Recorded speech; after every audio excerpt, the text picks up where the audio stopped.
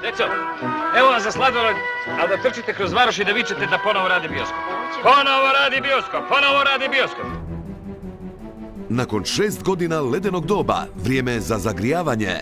Pool Film Fest opet je u vašem gradu, točnije u Domu kulture. Tu je bil svinjski sajam. Točnije u kinu, još točnije u 20 sati, 25. travnja. Žensko je koji drača, ono može ospjeva svagdje. Gangster te voli. Tako i tako. 2. svibnja, Kauboji. Na audiciji ste prošli svi. 9. svibnja, Damir Avdić, pravi čovjek za kapitalizam. Ja sam grana u vatri. 16. svibnja, Vis-a-vis. Voda me smiruje. Jedinstvena prilika da nakon predstave pitate glumce i režisere što, kako i zašto.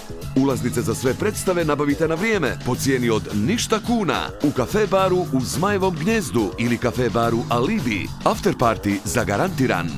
Predigra je važna, kažu stručnjaci, kako bi spremni dočekali 12. i 13. rujna na bazenu. Pool Film Festival broj 4, Ivanić Grad 2014. S kim sam ja rešio da pravim film?